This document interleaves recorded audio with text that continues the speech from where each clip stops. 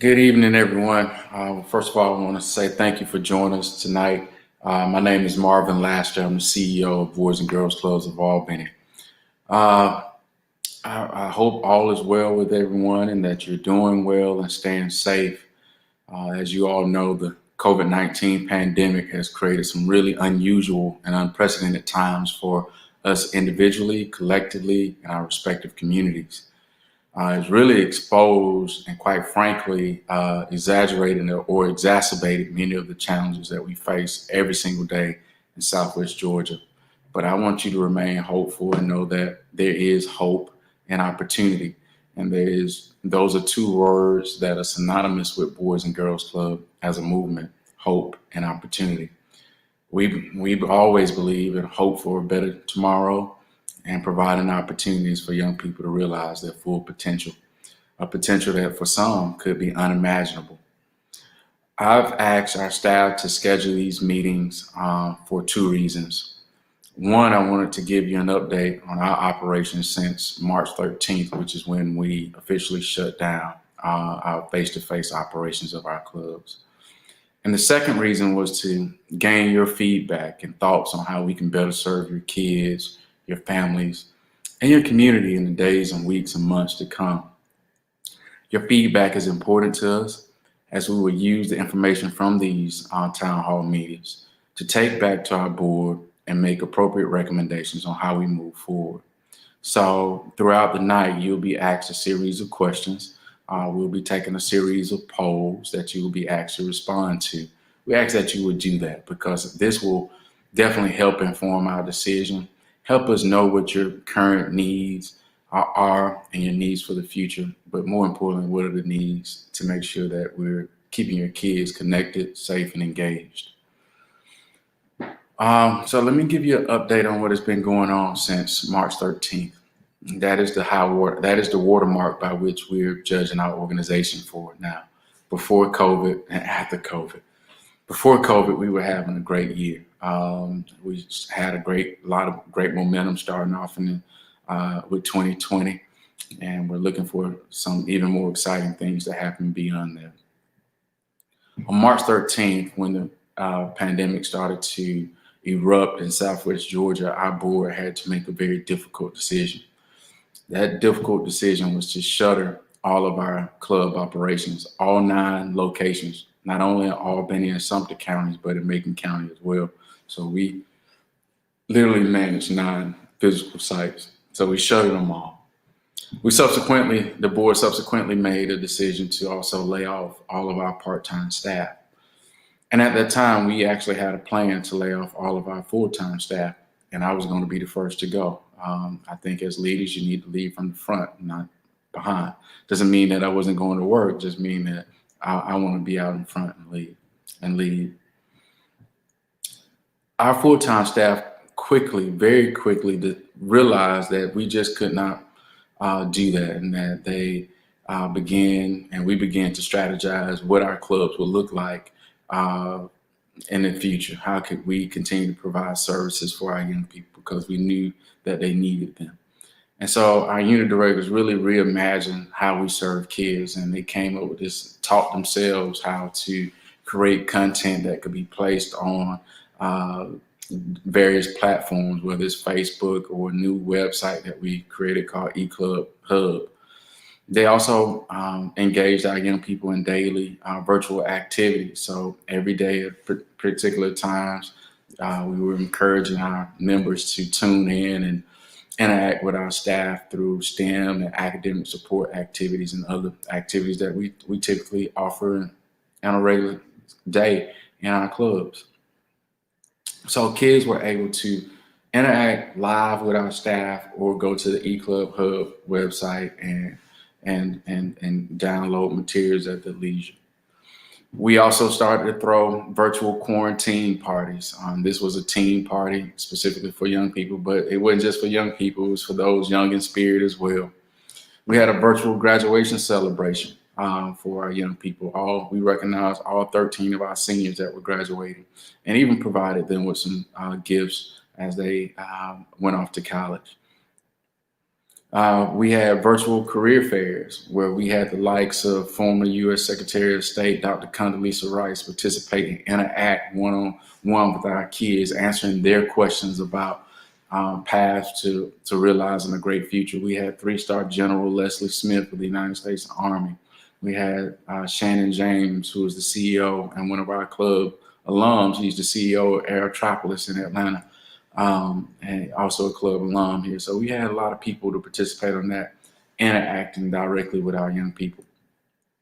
We also had virtual college fairs where we had the likes of Fort Valley State, Albany State, the University of Georgia, Georgia Tech, Duke, Harvard, Yale, Princeton, Stanford, and the University of Alabama to all engage with our young people, to encourage them to stay on their academic pursuits and to tell them what is needed to ultimately attend one of those prestigious universities. And so we've been doing a lot, and we're still doing a lot.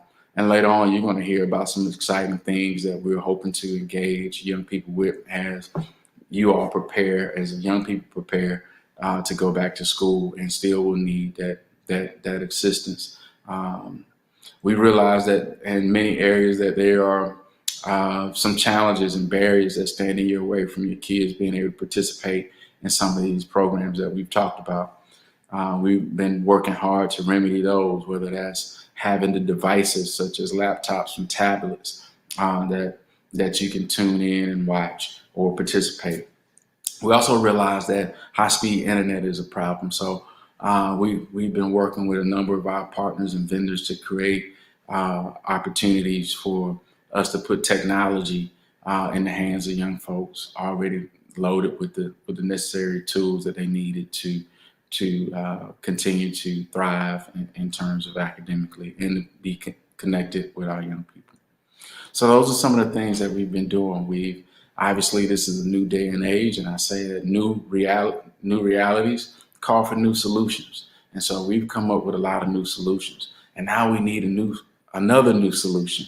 And that is, how do we tackle the challenges of meeting the need for young people, and particularly in Macon County, when school begins? We've been following closely all of the missives and all of the memos that have been coming from the school system there about, excuse me, when school will be starting, what the format will be.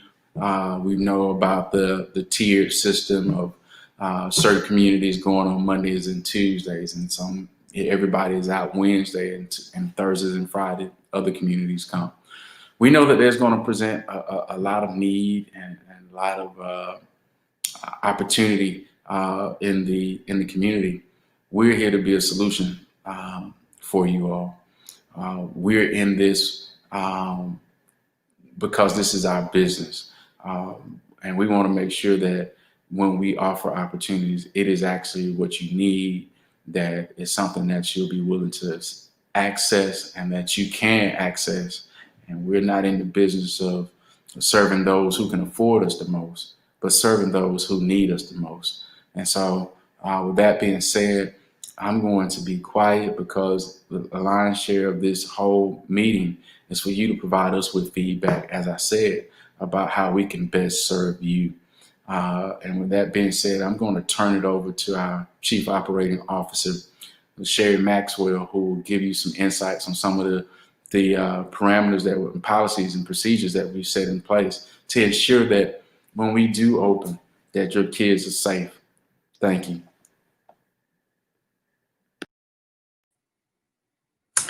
Hello, everyone, and thank you for participating. So safety is one of our #1 priorities. And so I just want to tell you what we've been doing to keep your kids safe, to keep our staff safe, and volunteers and anyone else who is allowed to enter our building. So there's been a lot of guidance that has been put out, some of it detailed, some of it not. So we started, of course, with the CDC and the governor's executive order. Of course, the CDC has recently put out more guidelines related to reopening schools, which I follow. And so I am always looking to make sure that we have the latest information and that we have implemented the latest guidance, all designed to keep our kids safe. So the plan I'm about to talk with you about has been reviewed by the Department of Public Health. It has been reviewed by some of the senior medical leadership at Phoebe, Dougherty County School System, the rec department, and others. We just wanted to get feedback to ensure that our plan was as strong as it could be. So the first consideration, of course, was the CDC decision tool. So we decided if we could answer yes to all the questions on the decision tool, we would move forward to the governor's executive order, which had 39 points to it. So here are some of the things that we have established, either policies or protocols to address safety. So the first thing is that we will do daily health screenings of members and staff. So for members, this will be done from the car. So when members pull up, they will have their temperature checked. If they have a fever of 100.4 or greater, they will not be allowed to enter the building. Same thing with staff, actually. So we will also be doing respiratory symptom checks as well. We have new cleaning and sanitation protocol. We wipe down all hard surface between each activity, and we also do deep cleaning at night. So we have bought foggers and other disinfecting equipment to ensure that we are disinfecting and cleaning every day, disinfecting every night. We've re-engineered our workspace. So we have gone into our facilities and walked off 6 feet so that we could determine capacity. How many members could we safely serve and still enforce social distance? We encourage, actually we have policies that staff who are sick are not to come to work. Parents and guardians will acknowledge that they too will abide by that policy, meaning that if their kids are sick, they will not send them to the club. We have isolation spaces for people who get sick during the day. So we will monitor health throughout the day. And if anyone has any symptoms, they will be isolated from the greater population. We will also limit commingling. So the programs that have been designed are designed such that a small group will stay together all day with a teacher. So, you know, it's been typical that we would rotate. Somebody goes to the gym, somebody goes to the computer lab, those kinds of things. But during this pandemic, it has been recommended that smaller groups stay together. We have discontinued all contact sports. That does not mean that we are not focusing on health and wellness. We're just not doing those sports where you touch equipment often and it's very hard to disinfect. So basketball, for example, we have suspended basketball for the time being. Members will have their own supplies, so we won't share supplies. So whatever we're doing for the day, each member will have their own kit of their own supplies.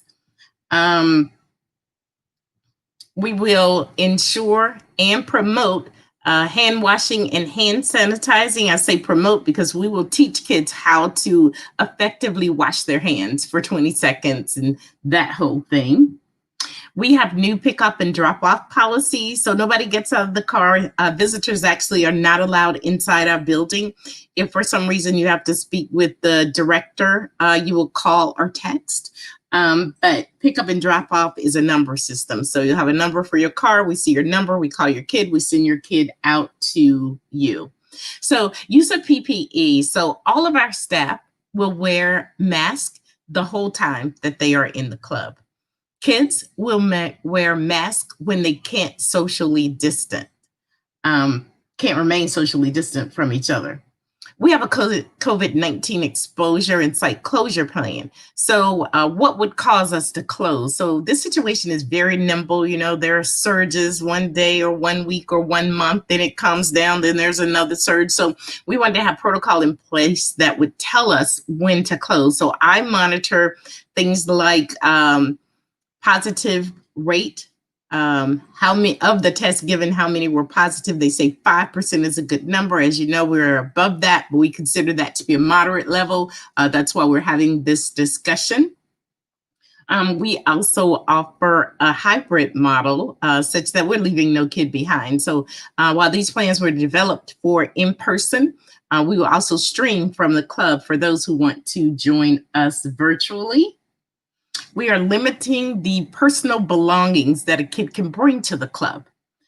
Meal service will be done by bagged meals. I think that they were doing that anyway in Macon County, but in Albany we were doing buffet style, and that has ended. So you will eat the meal in the room where you do all of your other activities. Of course, this meant that we had to up our game on programming because we had to keep people engaged and interested in the same room with the same teacher all day long. So I think that we have successfully done that. And of course, we spent a great deal of time training our staff. Now, one thing to note, we also have acknowledgments or agreements with parents that say, you understand that I'm going to screen your child every day. You understand that if your child has a fever, that he cannot enter our club. You understand that if we have behavior challenges with people keeping on their mask and those kinds of things, that you will partner with us to ensure that we are successful in those endeavors for the purpose of keeping everyone safe.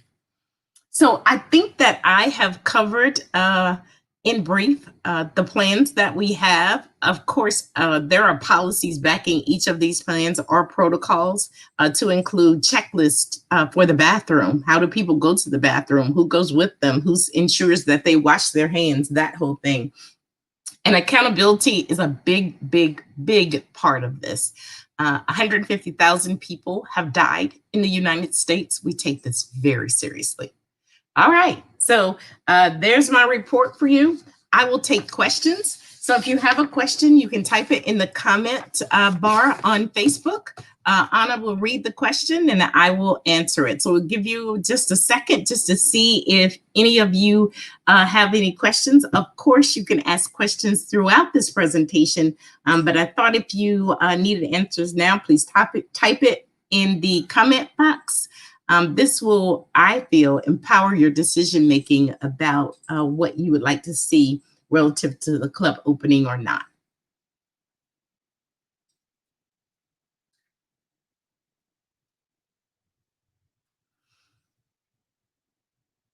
I'll give you a few more seconds.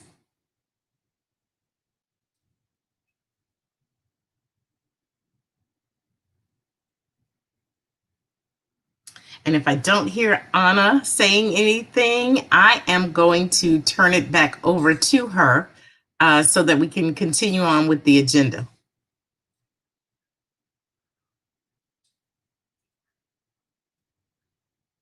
All right, so there was silence. So I'm assuming that right now you don't have any questions, but certainly willing to answer the question, to go into greater detail with any of you as necessary. So thank you guys again for attending. We appreciate your feedback.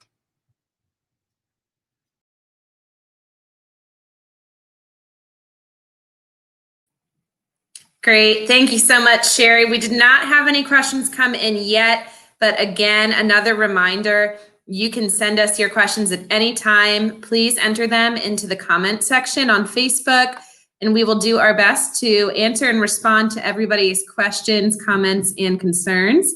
Again, my name is Anna, and I'm Regional Director for Boys and Girls Clubs of Albany. And first, I saw that we did have a Spanish speaker on here.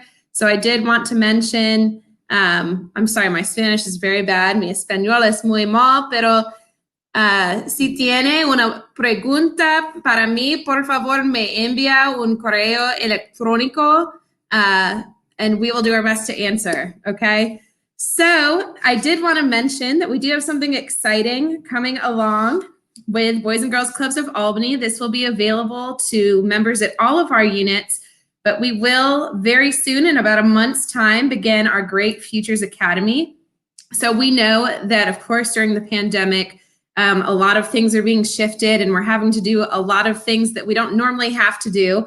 And that means for many of you families out there, you're going to have to put your teacher hat on to be able to assist your children maybe with their schoolwork and their homework on those virtual program days. So we are deciding to help bridge that gap and provide a service for everyone by really ramping up not only our academic enrichment for our members, but also by providing tutoring. So we are in the process of coordinating tutors from the nation's premier colleges and universities, and they will be able to tune in virtually to assist your children with their homework. So in addition to that, like I say, we'll also really ramp up our activities. We're going to be promoting a lot of literacy and STEAM as we usually do, but through the Great Futures Academy, we will have grade level specific activities to again reinforce learning at school and to really partner with the schools to make sure that despite circumstances, students are still prepared and ready to succeed and that they are supported by us. So more information to come on that. Please stay tuned. But let's go ahead and get down to the reason we're all here. And that is, of course, to solicit your input and feedback to help us determine how to move forward and how to provide the services that Macon County youth need. So I'm going to go ahead and begin our polling section. So on your screen right now, you'll see our slideshow. And before we begin asking you all questions and for your feedback, we want to make sure that everybody understands how to answer the polls and how to participate today. So on your screen, as you see now, a question or a statement will appear. We ask that you read the question and the responses, and I'll also read them aloud. And then once you have determined your answer, you're going to once again utilize the Facebook comment section to let us know your preference. So for example, right now we have the sample poll. The statement reads, I live in Macon County. To answer yes, you could either type the word yes and enter the number 1, or you could type the word no and enter the number 2. But what we really want to make sure you all do is that you put in what poll you're responding to. We know there's a delay. We also know too that not everybody is able to join us live, and that's okay. If you are watching the recorded version of this town hall, your feedback is just as valuable to us. You can go ahead and watch the recording and answer the poll questions as we show you how to do right now. So as you can see currently on your screen, we have a screenshot here of Facebook. So if you look at that green arrow, it's pointing to the comment box. That is where you will answer your responses to the polls. And the big thing that we really want you to focus on, again, is making sure you write the name of the poll or the number of the poll and then your response. So for example, for the sample poll, you would first type sample poll into the comment box, and then you would type your answer. So we're going to go ahead and practice that right now. So again, the sample poll reads, I live in Macon County. So to answer, you're simply going to write sample poll, and then you're going to write your response. So I'm going to go ahead and model it in the comment section. So again, you're just going to write sample poll, and then you're going to go ahead and put in the number 2. So I'm going to go ahead and give everyone a moment here to answer the sample poll and to make sure they understand how to respond to questions. So again, just write sample poll and then enter your response into the comment section. And I'll give everybody about 30 more seconds to respond to the sample poll. I'll take any questions you have about how to answer the polls, and then we're going to dive right in.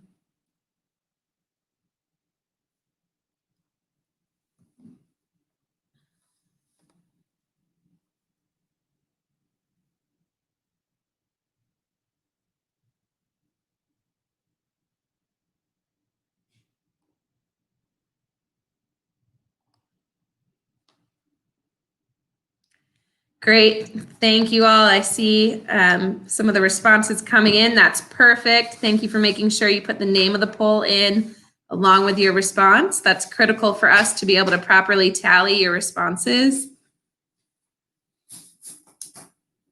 And we'll take about 10 more seconds before we move on to our first question of the evening.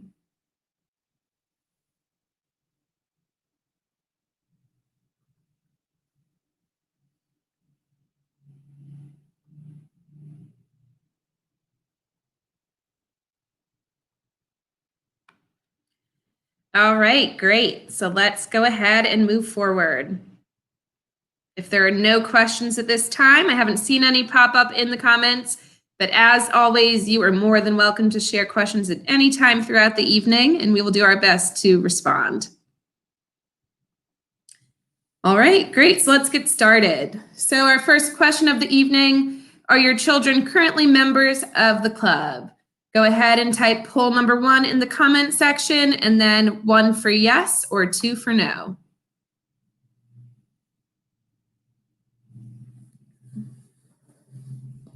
Again, we want to know, are your children currently members of the club?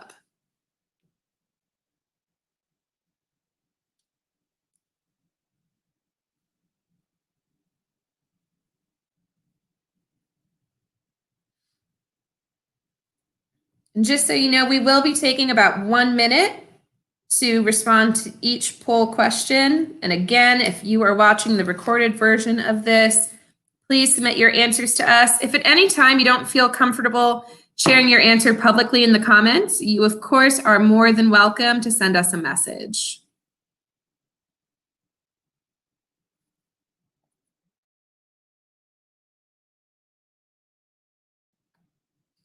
All right, great. We've got 10 seconds remaining on poll number 1. I've seen a few responses come in. Thank you all so much for your participation. All right, so poll number 2, our second question. If programming is only offered online via webcam, would your children participate? So again, if we only offered programming virtually through a webcam, would your children participate? Please enter poll number 2 and your response to the question in the comments section.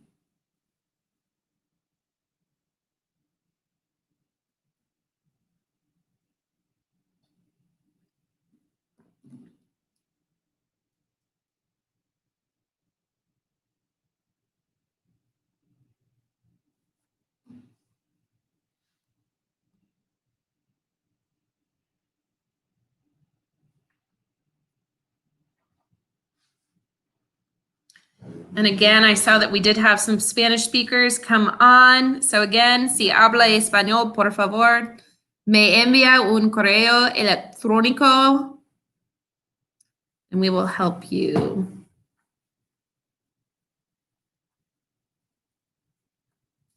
All right, 10 seconds remaining on poll 2 before we move forward to our third question.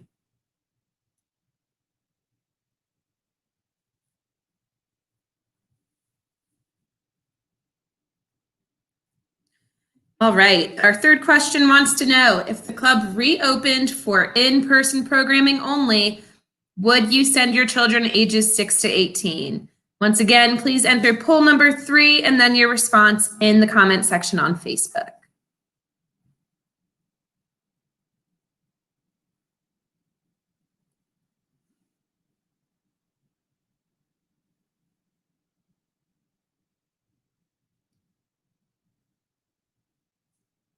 Again, we want to know, if we open for in-person programming, will you send your children? Enter poll number 3 and either yes or no.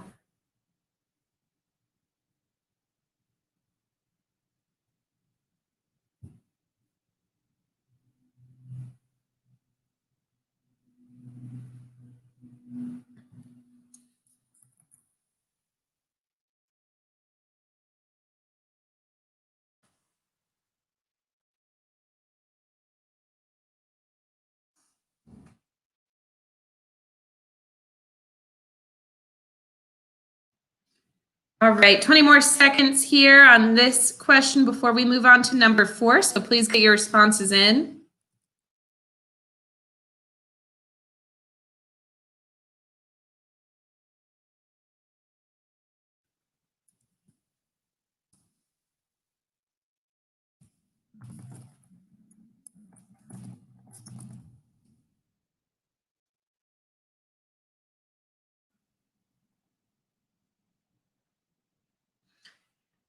Okay, great. Let's move along to number 4. When school is not in session, such as a teacher's workday, would you send your children to the club for a full day of program? So this is something we've traditionally done when there's a holiday. that we're not observing as an organization, we will open up for a full day, typically around 8:30 to 5:30 p.m. If you would send your children to the club for one of those days, go ahead and let us know in the comment section.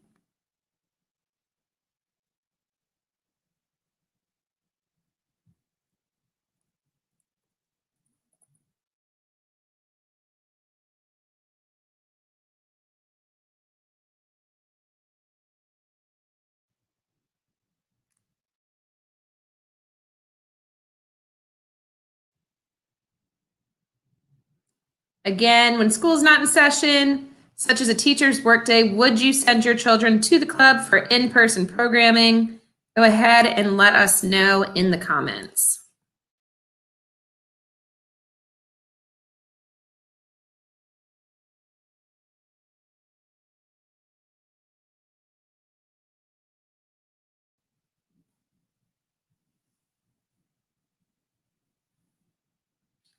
Okay, great. I see those responses coming in. So we're going to move along to number 5. With school going virtual, would you still send your children to the club for in-person after-school programming? Go ahead and type poll number 5 and indicate yes or no. And if you feel comfortable sharing with us why you would not send your child to the club for in-person after-school programming, we would love to know so that we might be able to address any concerns or needs. Again, if at any time you don't feel comfortable publicly sharing your responses, you are more than welcome to send us a direct message on our Facebook page, and we will respond to you as soon as we are able.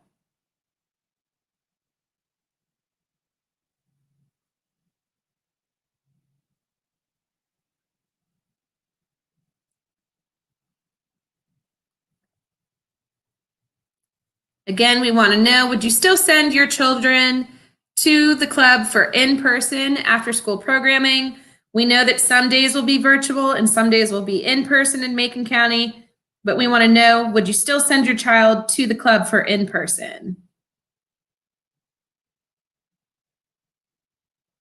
We're going to take about 10 more seconds for people to respond to poll number 5 before we move along.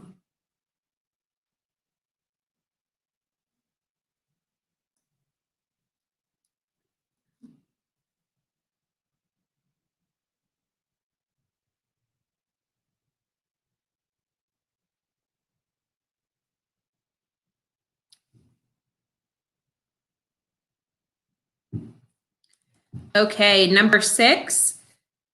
For number 6, we want to know, on days when maybe the school bus might not be able to transport your child to the club, would you be able to provide your own transportation to and from the club?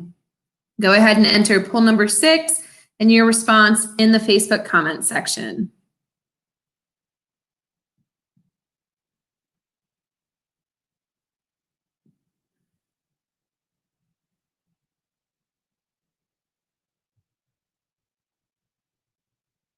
Again, we want to know, are you able to provide your own transportation for your children to and from the club? Let us know in the comments.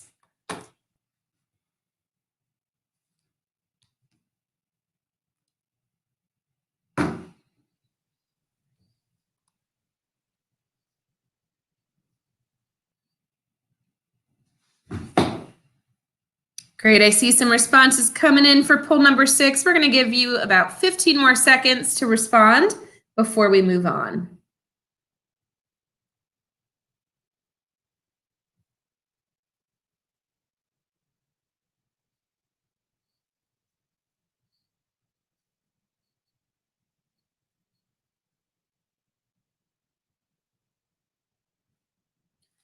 All right, number 7, we want to know about your preferred hours of operation for a half-day in-person program. So go ahead and take a look at the options listed. Let us know what option is preferred for in-person half-day programming.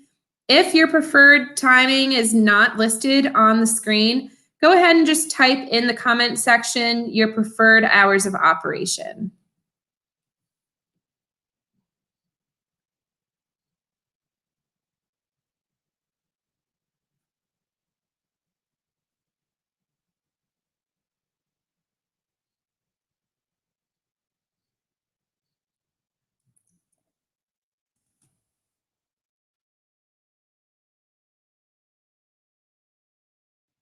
Again, for a half-day in-person program, let us know your preferred hours of operation.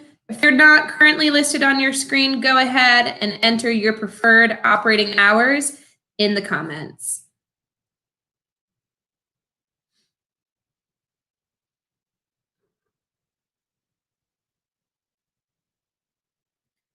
All right, we're moving right along to number 8. So number 8 is asking for a full day in person, for example, a teacher's work day. Let us know what hours you would like us to be open. There are 4 options on the screen. If you have another option that's not listed, once again, go ahead and drop that in the comments for us.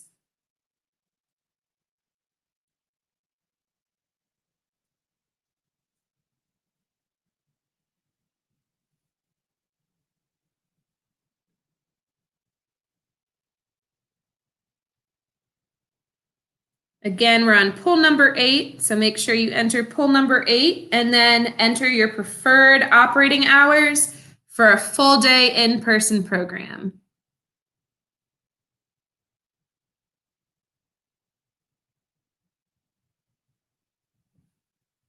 And again, if at any time, for some reason, you may get booted, you are more than welcome to go back and watch the recording and respond to the questions you missed.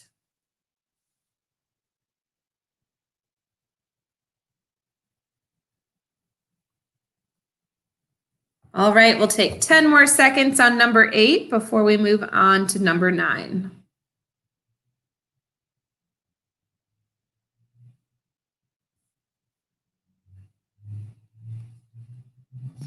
Okay, and number 9, again, we want to know about your preferred program times, but this time for virtual programming. So if we were to offer virtual programming where your children tuned in from their own devices, let us know what time would work best for you. Of course, if it's not listed on the screen, go ahead and enter your preferred timing in the Facebook comment section.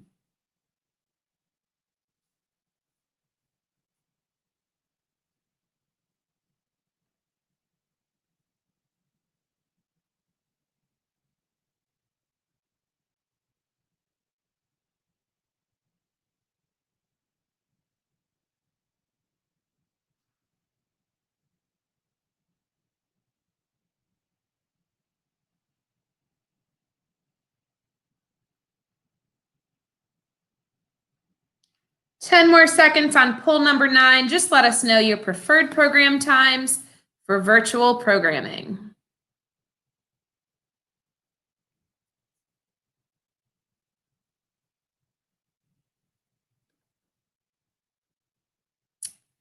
All right, great.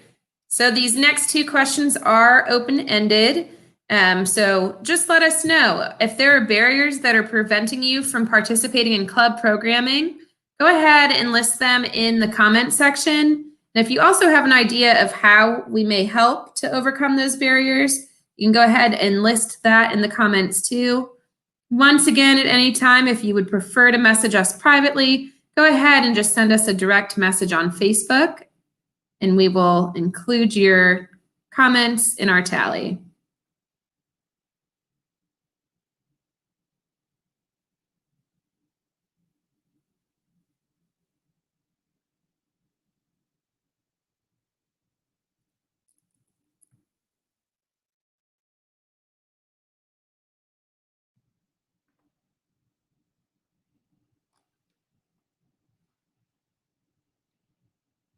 We're going to give a little extra time on this one since it is open-ended. But again, we just want to know what barriers might prevent you from participating in the program. And if you have ideas for solutions of how we can support, go ahead and let us know too. I also see that we have Miss Tisha on with us. Hey, Tisha, so glad you could join us. One of our great youth development professionals over at the Macon County unit. Tell your boys we say hey.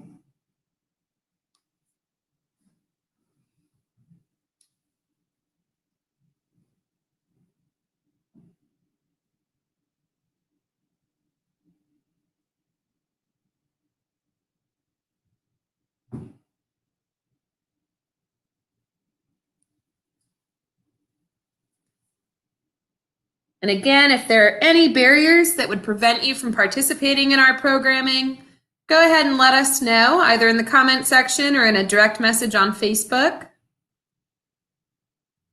We want to engage as many children as we can, and when you help us understand barriers to participation, we can help hopefully overcome some of those.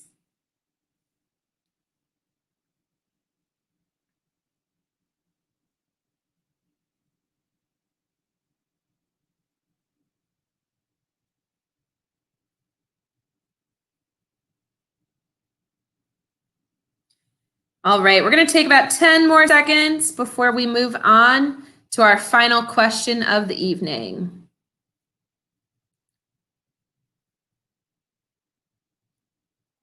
Also, if you are watching this pre-recorded town hall, if you did not join us live, I did put my personal email address in the comments. You can go ahead and send me an email with any feedback you have for us, and I will go ahead and get back with you.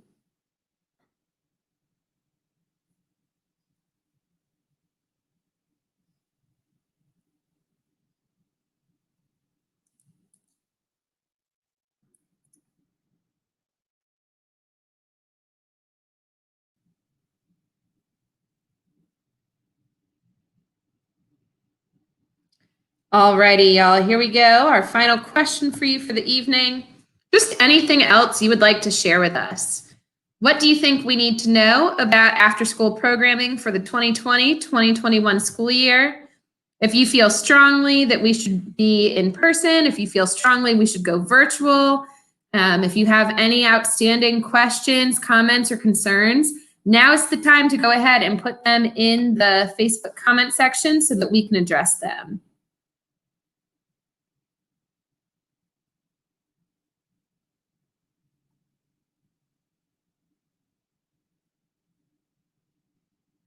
And Tisha, we can't wait to have you back and have them back too. Hopefully sooner rather than later. Of course, as long as it's safe.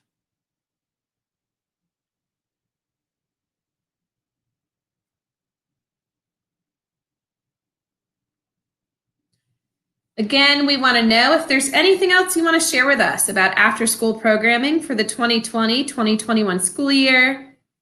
Again, you can personally send me an email. My email is there in the comments. It's abajano@bgcalbany.org. I know you won't be able to spell that, so just scroll up in the comments and copy and paste it. And of course, you can always send us a message on Facebook and we can get back with you on there as well.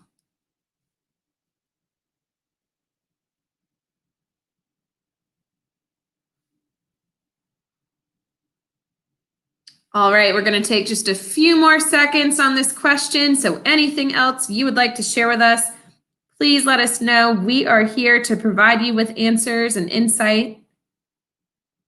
So let us know if there's anything else you'd like to share.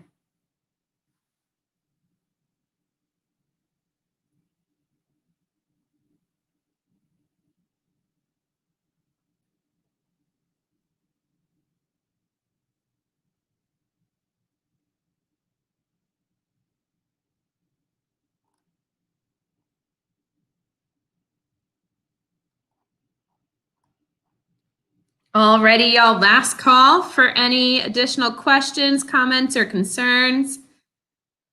If you get them in now, we can answer them hopefully in real time.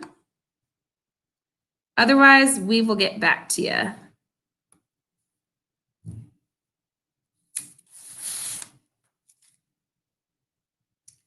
All right, great. Well, if we don't have any additional questions, comments, or concerns at this time, again, my name is Anna, and I just want to thank everyone for your feedback and participation.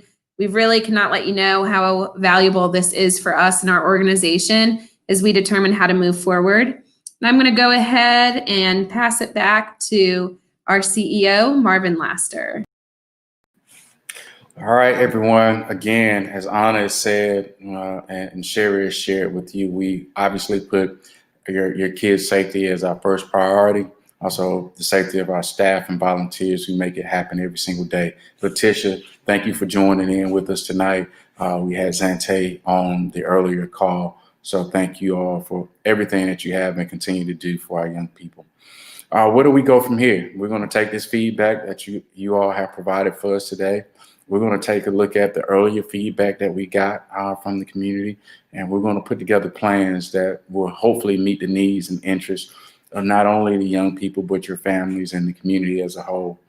And once we do that, we will make a recommendation to our board about hopefully get them to, they will make a decision ultimately about what we do, what the program should look like and the costs associated with it.